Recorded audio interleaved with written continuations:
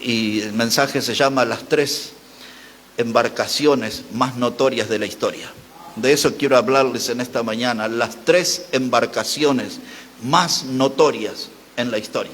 Si puede buscar ahí en el libro de Génesis, el capítulo 6, por favor. El libro de Génesis, capítulo 6. Y una vez que llegue ahí, ponga su atención.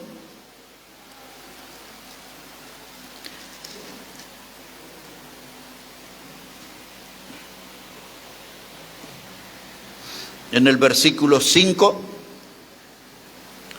Génesis el capítulo 6, versículo 5. Hoy no vine complicado, es el primer libro de la Biblia, lo va a encontrar fácilmente, ¿no?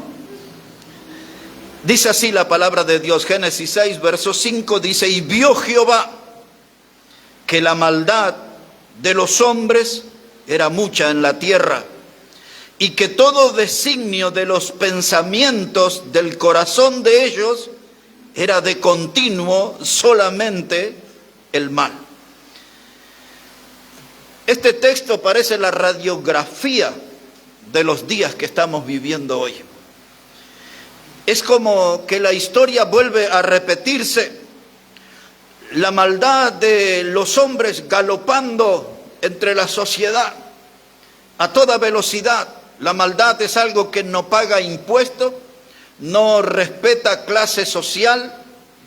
La maldad avanza continuamente. Y dice la Biblia que en estos días la maldad de los hombres era mucha en la tierra. Parece que nunca se termina nuestra capacidad de asombro cuando vemos las noticias y cada vez vemos casos más dramáticos, muertes dramáticas, historias dramáticas.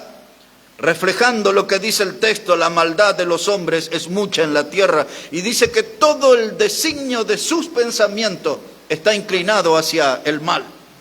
El hombre tiene una mente que se inclina al pecado. No son las mayoría de los habitantes del mundo que se despiertan cada día con deseos de buscar a Dios, pensando en Dios. La mayoría de los pensamientos que habitan en la mente humana son hacia el mal. Tienen una relación con el pecado, una inclinación con el pecado, un deseo hacia el pecado. Pues lo que es el comienzo de la historia humana, que está aquí en este texto, al final de la historia humana, porque este es el tiempo que estamos viviendo, tiempos del fin, la historia vuelve a repetirse. En estos días había un hombre que sobresalía, un hombre que se destacó por una virtud que había en él y que debe estar en todos nosotros, era la fe. Un hombre que se distinguía por la fe, su nombre era Noé. Dios iba a convocarlo a él como a nosotros para una misión muy especial, de ser el obrero, el constructor de un medio de salvación. Nosotros somos comunicadores del Evangelio, ese es el medio de salvación para la sociedad de nuestros días. Y nosotros tenemos que ser como ese hombre, solo que no actuamos igual que él porque estamos fallando en la fe. Nuestra fe no está tan fuerte como la de él, nuestra fe no es tan sana como la de él, no tiene tan buena salud como la de él. Por eso yo quiero animarles en esta mañana que miremos a este hombre que fue el constructor de la gran primer embarcación más notoria de la historia. Noé fue llamado a construir un arca. Ese fue el medio de salvación que Dios ofreció al mundo antiguo. Pero un detalle más sobre ese mundo. Observe aquí, capítulo 6, verso 11. Génesis 6 y el versículo 11. Dice la palabra de Dios: y se corrompió la tierra delante de Dios, y estaba la tierra llena de violencia. Y miró Dios la tierra, y he aquí que estaba corrompida, porque toda carne había corrompido su camino. Otro pasaje que refleja la sociedad de hoy también. La maldad, la violencia, que comienza muchas veces con una violencia verbal. La agresión en el colegio de los padres a los maestros de sus hijos. La agresión en el matrimonio, el hombre levantando la voz desmedidamente y en algunos casos la mujer haciendo eso también. La violencia verbal en el trabajo, la violencia verbal en las calles, en las marchas, en los piquetes, en lo que usted ve, comienza la violencia en la parte verbal. en la clase política, diciéndose barbaridades unos contra otros, y luego va a venir la agresión, y luego va a venir la violencia física, y todo terminará en un caos, en una catástrofe. Pues aquellos días, dice la palabra de Dios, la tierra estaba corrompida, literalmente estaba todo podrido en aquellos días. Nuestra sociedad no es muy sana hoy, nuestra sociedad está enferma, corrompida literalmente, por causa de la presencia del pecado y la tolerancia del pecado, porque la gente tolera al pecado de tal modo que convive con él, y hasta algunos lo disfrutan. Eso no es sorpresa, porque la Biblia habla de los deleites temporales del pecado. El pecado produce una felicidad, produce una satisfacción, pero por muy breve tiempo, y luego la ruina, y luego viene la ruina. Pues aquí está nuestro hombre, Noé. Cuando pasaron los siglos y llegamos al Nuevo Testamento, el apóstol Pedro escribió acerca de este hombre. Y una de las cosas que siempre me gustó, cuando Pedro lo identifica a Noé como un pregonero de justicia. Esa palabra pregonero quiere decir que él era un predicador, que él era un mensajero.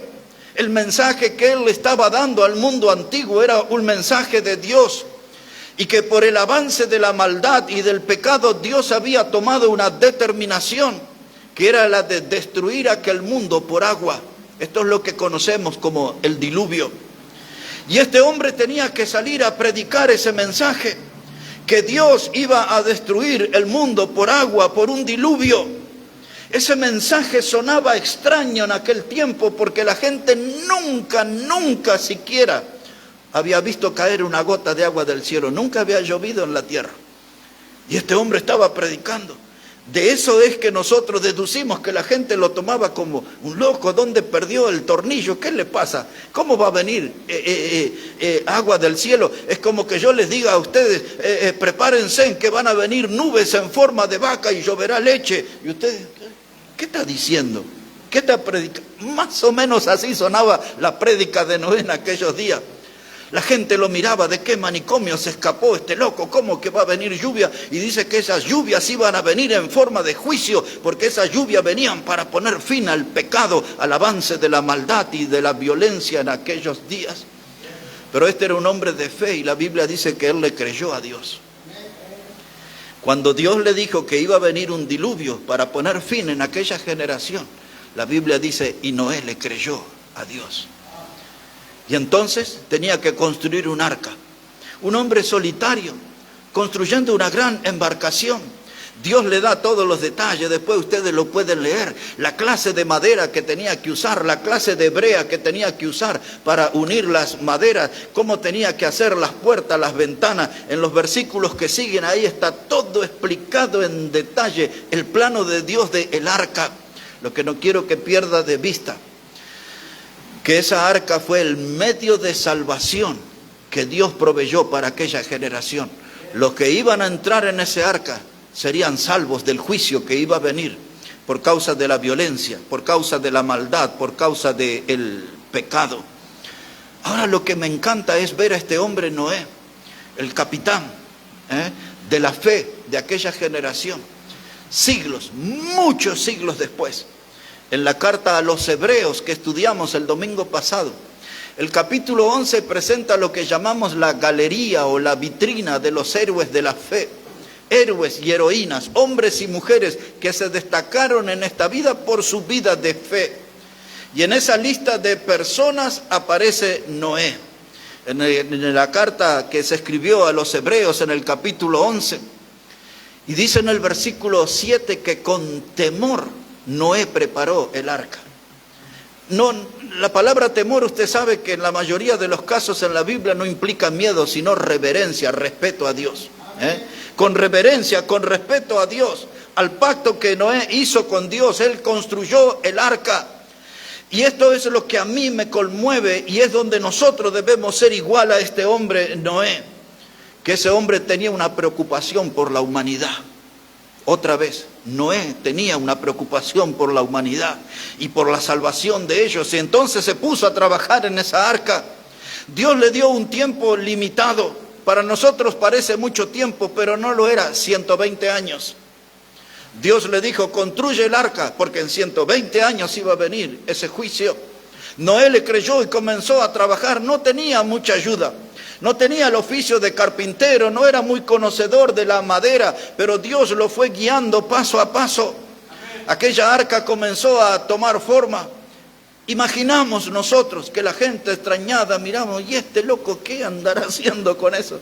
Y cada día sumaba madera y transpiraba y se sentía el ruido de martillo y de clavos uniendo las maderas y todo aquello, y la gente miraba, se burlaban seguramente. Noé ya era un hombre de edad avanzada y entonces alguno dirá, este viejo se enloqueció, ¿cómo terminará todo esto? Pero Noé tenía amor por la humanidad y él quería construir un medio para que ellos fueran salvos.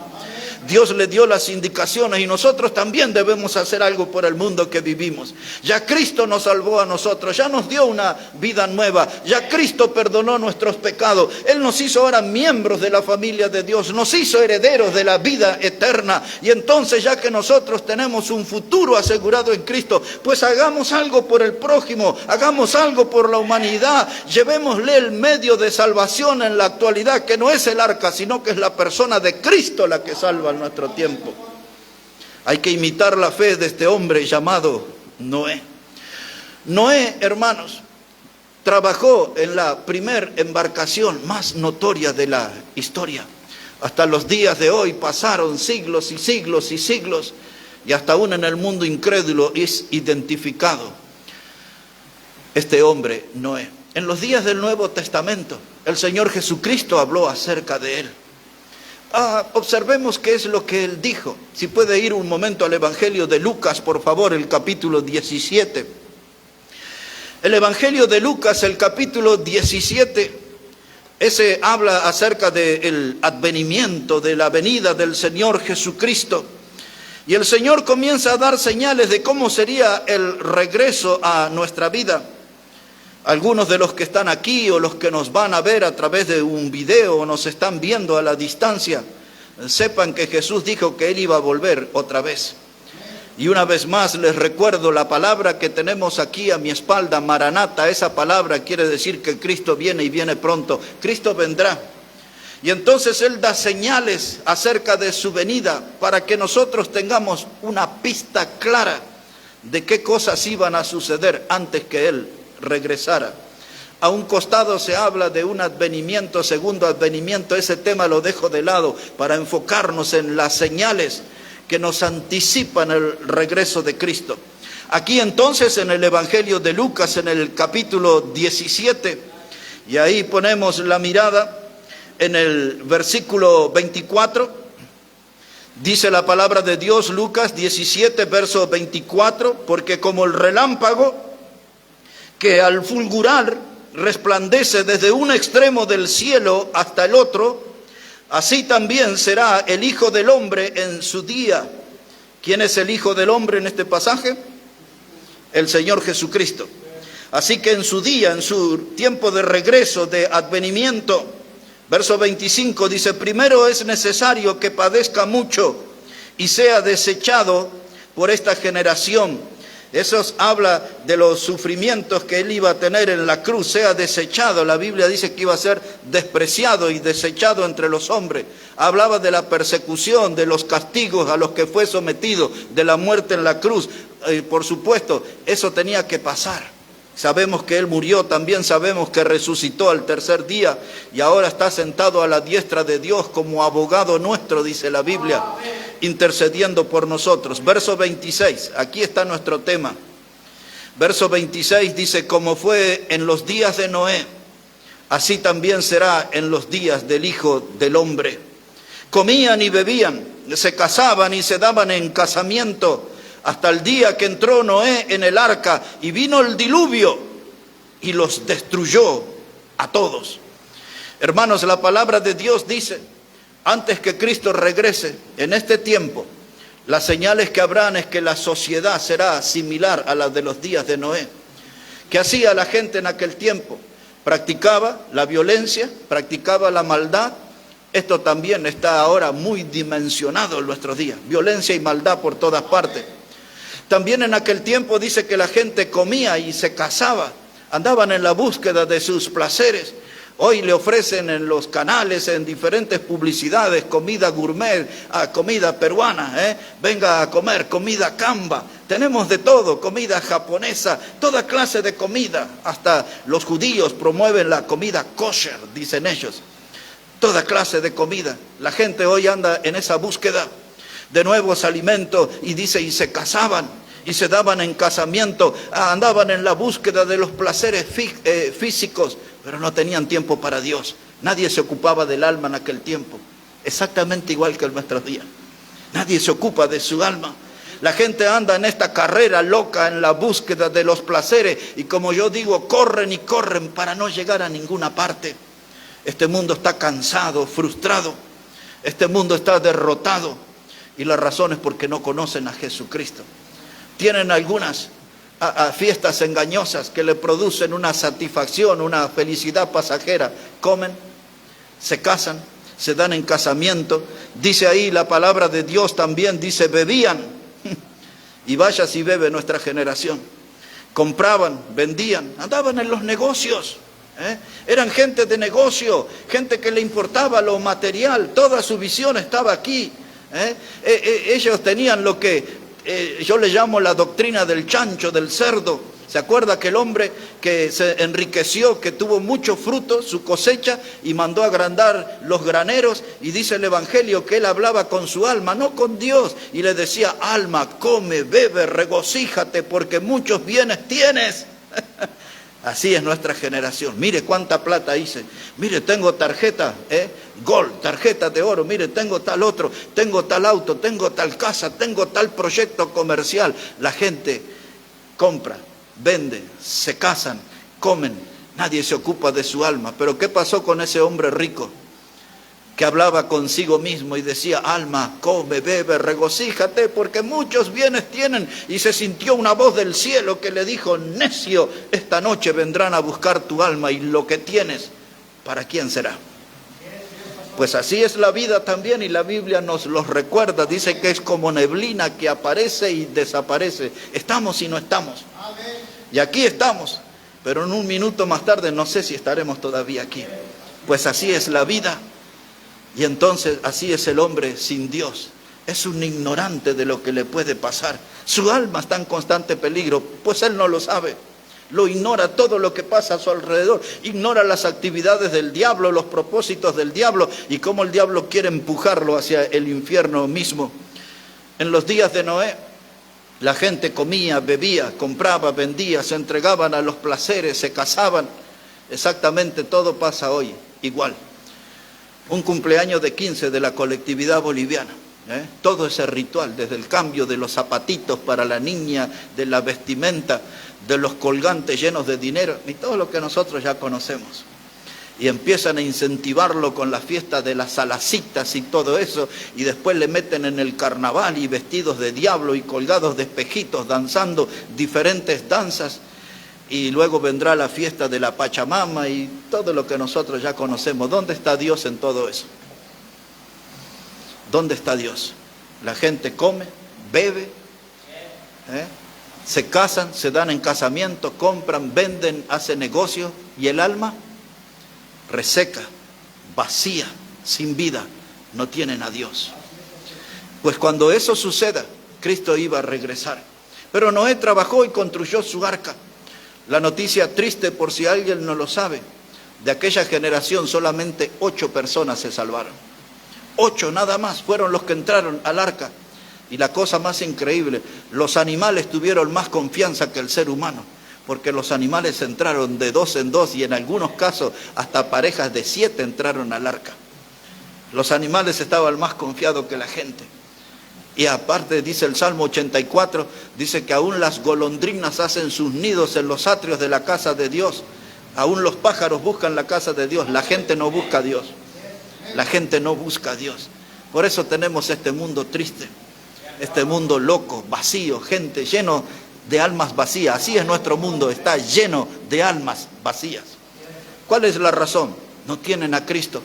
Noé trabajó, 8 personas fueron salvas, nada más.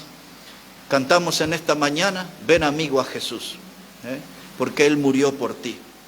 Pero después en el coro de ese himno cantamos en esta mañana: día fatal vendrá cuando no habrá lugar, porque la puerta se cerrará y ya no podrás entrar. Así dice el himno que cantamos en esta mañana. El día que Noé entró al arca y cerró la puerta y empezaron a caer cosas extrañas del cielo, gotitas de agua, nunca había llovido, y la gente se miraba uno a otro: ¿qué es esto? ¿No será que el viejo loco ese tenía razón? La Biblia no lo dice, pero nosotros lo imaginamos. Que el agua, dice que las fuentes de las aguas de abajo también explotaron y empezó a aparecer agua por todos lados. Y cuando el agua empezó a subir a los tobillos de las personas y a las rodillas y a la cintura, la preocupación iba creciendo y nosotros imaginamos que la desesperación se apoderó de esa gente. La Biblia no lo dice, pero lo imaginamos, que enloquecidos golpeaban el arca: abrinos, Noé, abrimos, ahora creemos, ahora sí entendemos lo que nos dijiste. Pero ya era tarde, la puerta estaba cerrada, la puerta no se iba a abrir. Pero varios siglos después vino el Señor Jesucristo, y en el Evangelio de Juan, en el capítulo 10 y el versículo 10, versículos 9 y 10, Él se presenta como la puerta y dice el Señor Jesucristo: yo soy la puerta, y el que por mí entrare, ¿qué le pasará? Será salvo. Yo soy la puerta. Yo quiero decir aquí en esta mañana, si hay alguien que aún no conoce a Cristo, sepa que la puerta está abierta. Cristo es la puerta. Y si usted viene a Cristo, usted será salvo. No hay una religión, no hay un predicador, no hay una congregación que pueda salvarle. Pero Cristo sí puede salvarle. Él es la puerta hacia la vida eterna. Él es la puerta hacia la salvación eterna. En ese mismo capítulo de Juan, capítulo 10, Él se presenta como el buen pastor que da la vida por sus ovejas. Y eso se quedó demostrado hace 2000 años atrás, cuando Él fue a la cruz del Calvario y allí Él murió ofreciéndose como el Cordero de Dios que quita el pecado del mundo. Escuche esto un momento. El drama humano se llama pecado.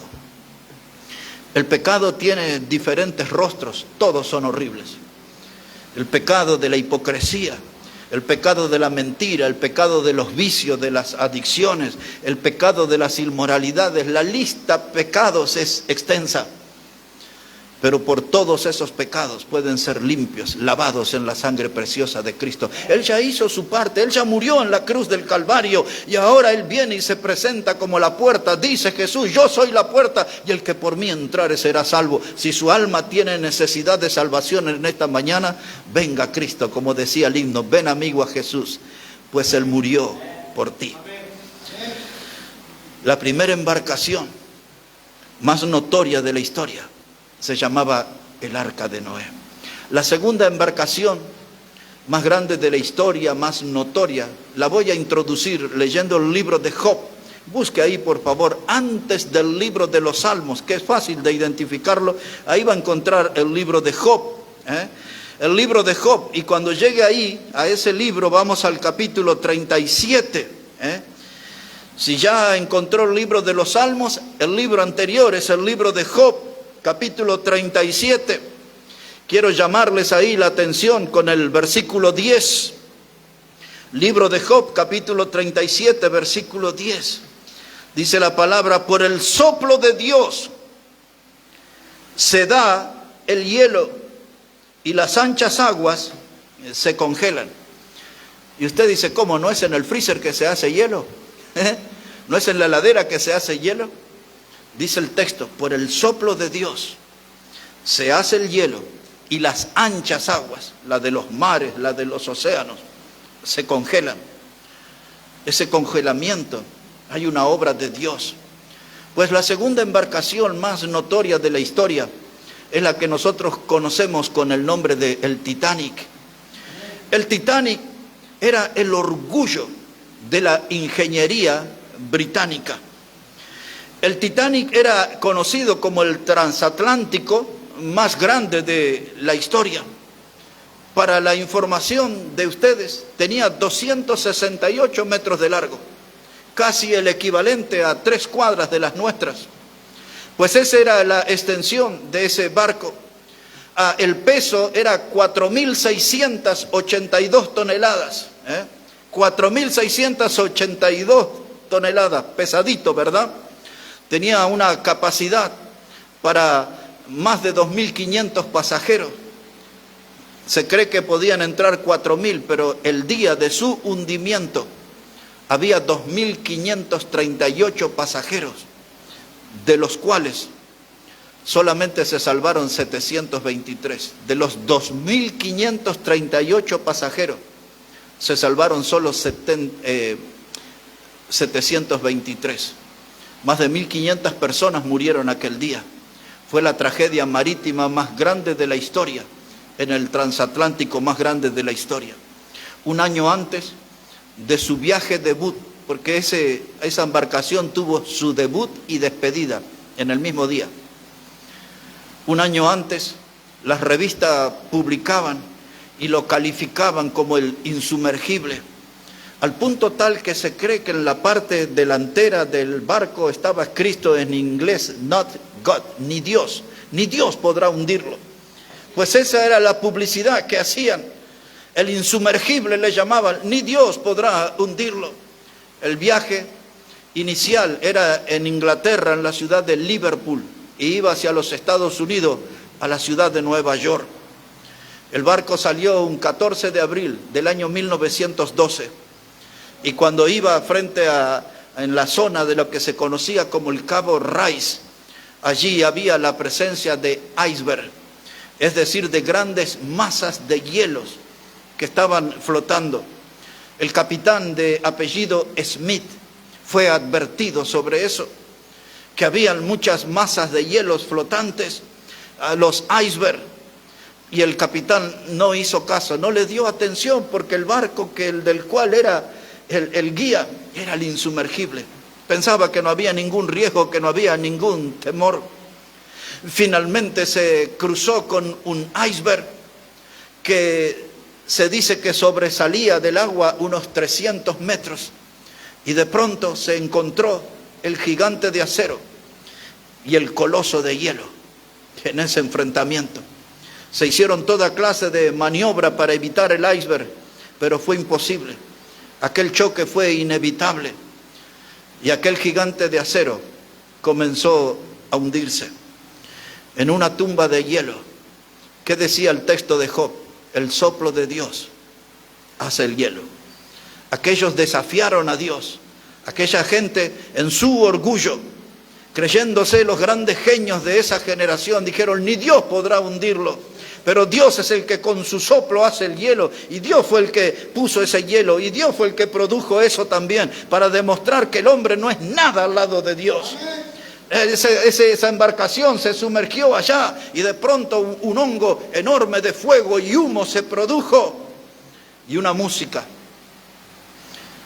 La banda que tocaba en el Titanic, todos eran creyentes, y ellos tocaron en sus violines mientras el barco se iba hundiendo. Tocaron lo que nosotros cantamos los domingos acá, el himno 307, Más cerca de ti, oh Dios. Ese himno que cantamos nosotros acá en los cultos fue la última música y la última letra que se escuchó, Más cerca de ti, oh Dios, mientras ese transatlántico se iba al fondo del mar para siempre, para salir de circulación. Un castillo flotante. El lujo estaba allí. Se dice que estaba dividido en 3 categorías. Solamente en la parte donde estaba la gente más rica había casi 600 personas. Pero en realidad había 2 clases de personas allí. Solamente 2. Los que eran salvos por Cristo y los que estaban perdidos en su pecado. Está la historia, no la voy a contar hoy porque ya la he contado alguna vez, del predicador bautista que fue, hablándole a la gente y que dio su vida allí, predicando el evangelio y salvando almas. Ya en algún otro mensaje voy a volver a contar esa historia. Smith, el capitán, fue advertido, no hizo caso y llevó esa embarcación a la tragedia. ¿Cuántas veces la palabra de Dios nos advirtió a nosotros? ¿Cuántas veces la palabra de Dios nos apuntó al corazón llamándonos al arrepentimiento, a abandonar nuestro pecado y a creer en Jesús como el Salvador. Pero somos como el capitán Smith, pensamos que a nuestra vida no le va a pasar nada y seguimos adelante. ¿Cuántas veces sentimos que Dios estaba hablando a nuestro matrimonio? Hay que poner orden allí, hay que acomodar, hay que ajustar ciertos detalles. No va a pasar nada. Hasta que se produce el estruendo y todo se hace pedazo a nuestro alrededor. ¿Cuántas veces Dios nos advirtió acerca de nuestro trabajo? ¿Cuántas veces nos enseñó cómo hacer nuestros negocios de manera transparente, pero nos inclinamos para negocios turbios? ¿Cuántas veces Dios nos ha llamado a invertir bien, pero nosotros derrochamos, desechamos nuestro dinero y sacrificamos después el futuro de nuestros hijos? No le podemos brindar buena alimentación, buen estudio, porque nosotros andamos viviendo la vida loca y Dios nos sigue hablando y nos sigue hablando y nos sigue hablando y nosotros seguimos sin cambiar. Somos como el Titanic, estamos buscando un iceberg con quien chocar. Cuando Dios habla, hermano, usted escuche. Cuando Dios le llama, usted sígalo. No somos seguidores de hombre, no seguimos a ningún líder humano, pero cuando Dios nos habla con su palabra, es el tiempo de seguirle, es el tiempo de obedecerle.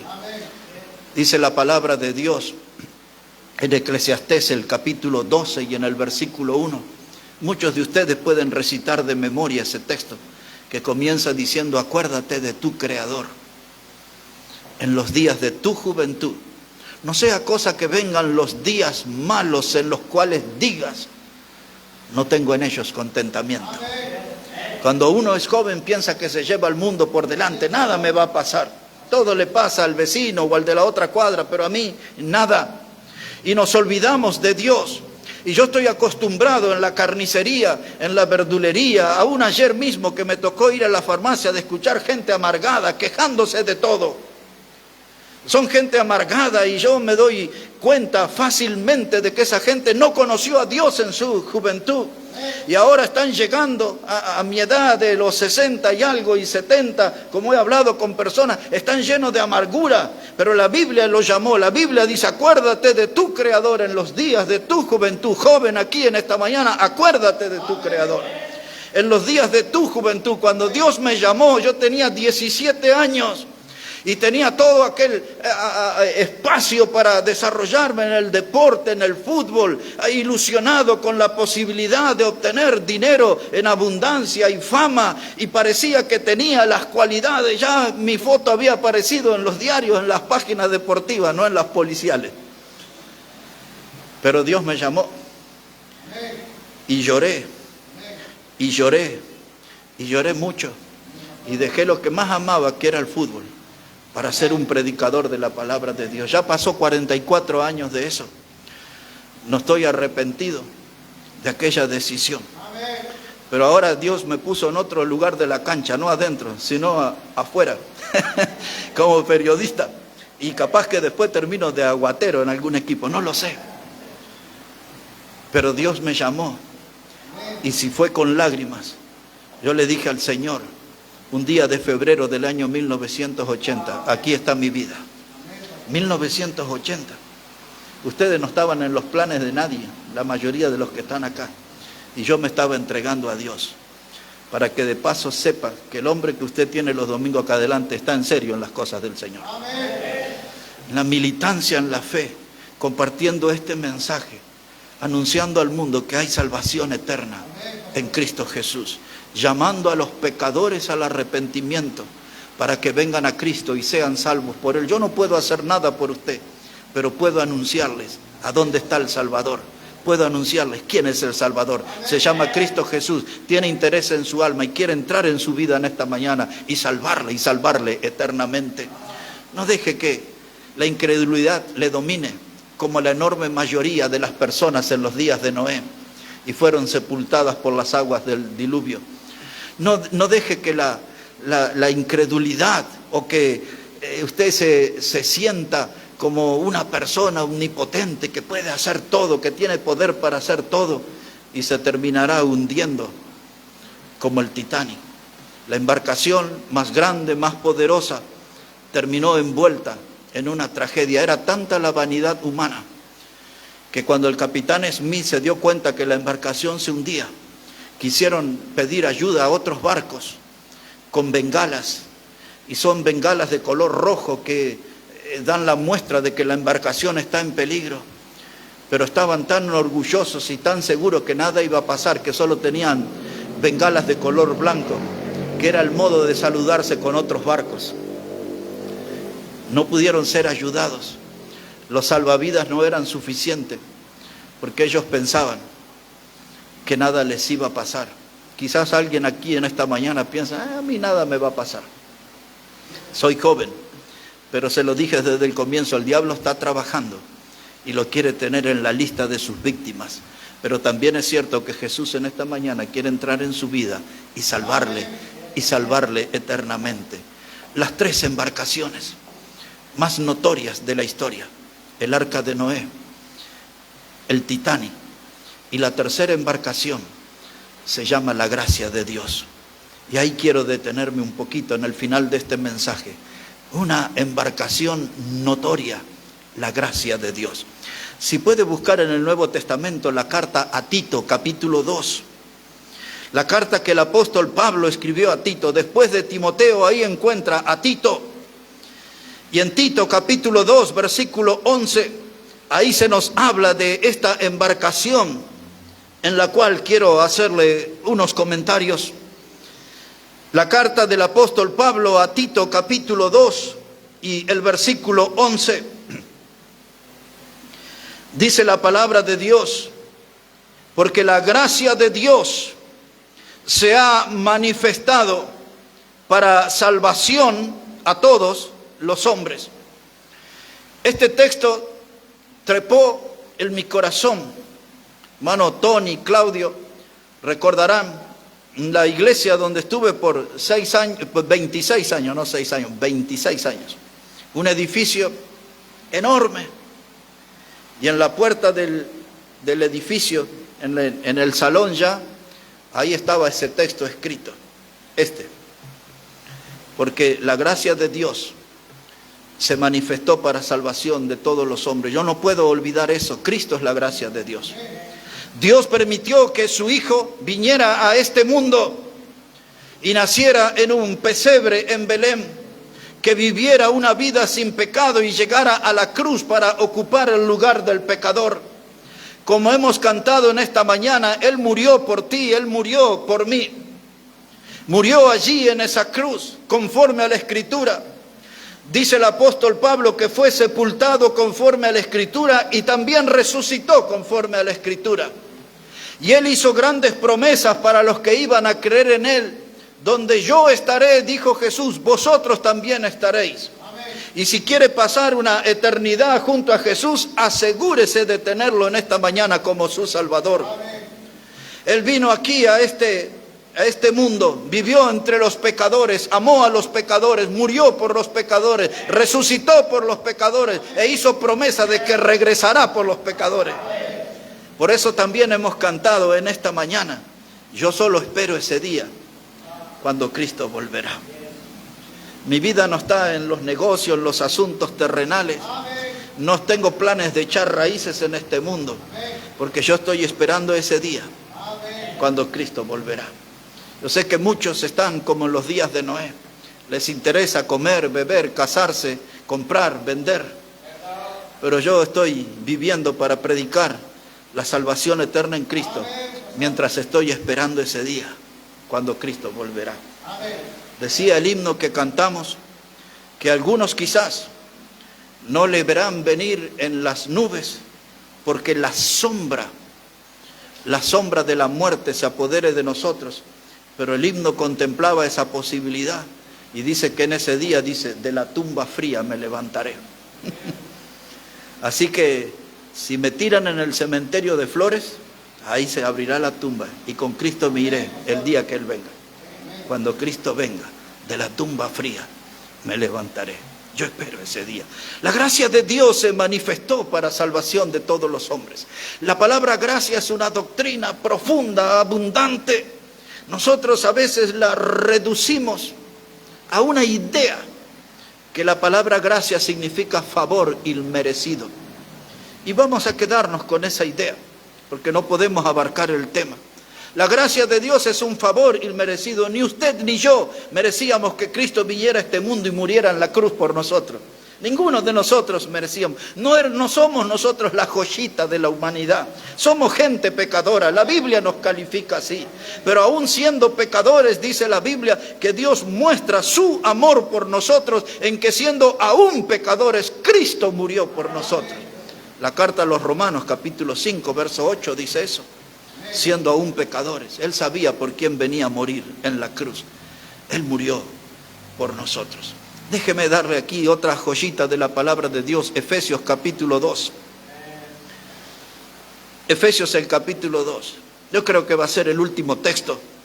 Dice ahí la palabra, Efesios el capítulo 2, versículo 8. La carta del apóstol Pablo a los Efesios capítulo 2 y el versículo 8. Ahí aparece la embarcación que se mueve por los mares turbulentos de nuestros días y de nuestra vida. Esa embarcación es la gracia de Dios.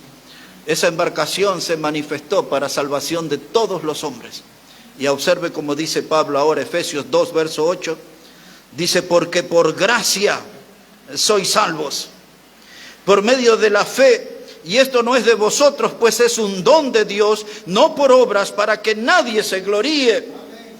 Porque somos hechuras suyas, creadas en Cristo Jesús para buenas obras, las cuales Dios preparó de antemano para que anduviésemos en ella. Dios nos salvó con un propósito. Dios ha creado una cantidad de obras para que usted y yo seamos militantes de esas buenas obras. Vivimos en un mundo de maldad, pero es tiempo, hermanos, que los cristianos hagan sentir sus pasos haciendo obras buenas, las que Dios preparó de antemano para que anduviésemos en ella. Y ahora nos detenemos, porque la gracia de Dios se manifestó por salvación. Dice, porque la gracia de Dios, porque por gracia sois salvos por medio de la fe. La gracia de Dios, usted no lo puede entender, yo tampoco, pero somos salvos por gracia. Dios tuvo misericordia de cada uno de nosotros. Y así como en los días de Noé ofreció el arca como medio de salvación, en nuestro tiempo nos ofrece a su Hijo amado Jesucristo para que seamos salvos. ¿Está usted en Cristo? Si tiene esa certeza, la Biblia le dice que todo aquel que en Él cree no se pierde, más tiene vida eterna. Si usted tiene a Cristo como el Salvador, usted tiene la vida eterna, pues esa es la promesa de Dios. No es la promesa de un predicador, es la promesa de la palabra de Dios. Es lo que dice al final del texto en Juan 3, verso 16. Dice, porque todo aquel que en Él cree no se pierde, mas tiene vida eterna. Es la salvación que Cristo da. Ahora esa embarcación, la embarcación de la gracia, anda navegando por las corrientes turbulentas de este mundo. Y nuestra vida a veces vive en un mar agitado. Somos sacudidos por un oleaje de problemas. Pero la gracia de Dios quiere anclar en nuestra alma. Quiere venir a nuestra vida. Cristo quiere entrar en nosotros para que seamos salvos y para que tengamos la vida eterna. Pues en esta mañana yo quería hablarles acerca de estas tres embarcaciones más notorias de la historia. Cada una de ellas comunica un mensaje. El arca de Noé, un medio de salvación. El Titanic, la tragedia humana. Todo puede terminar en el fondo del mar. La gracia de Dios puede entrar en nuestra alma y puede producir una salvación que es eterna. ¿Usted tiene a Cristo? Entonces, sea un militante de la fe y haga todas las buenas obras que Dios nos pone por delante. ¿Usted está sin Cristo en esta mañana? Pues abra su vida y que Jesús entre a su alma y le dé el perdón de pecado y le dé una salvación eterna. Y de ese modo usted será un miembro de la familia de Dios, un heredero de la vida eterna. Solo por gracia sois salvos, por medio de la fe. La fe que debe ser puesta en Cristo, entendiendo que Él murió en esa cruz por nuestro pecado. Él murió en esa cruz por darnos una salvación que es eterna. Si aún no lo conoce, pues el himno lo dice, ven amigo a Jesús, pues Él murió por ti. Oremos al Señor. Padre, te damos gracias en esta hora por cada persona aquí, en este lugar. Gracias por tu palabra, Señor, porque ella siempre está hablando a nuestras vidas. Y pedimos que tu palabra, que no vuelve vacía, que obre en nosotros, en los que somos tus hijos, para hacer las cosas bien, para darte honra y gloria a ti. Y si hay alguien que aún no te conoce, Padre, que tú obres en esa vida y que puedas llevar perdón de pecados y salvación eterna. Obra, Señor, en cada vida en esta mañana. Bendice a cada uno de nosotros. Lo pedimos en el precioso nombre del Señor Jesucristo. Amén y amén. Amén. Que Dios bendiga su palabra en esta mañana, hermano Josué. Él va a venir ahora para dirigirnos en los cánticos finales.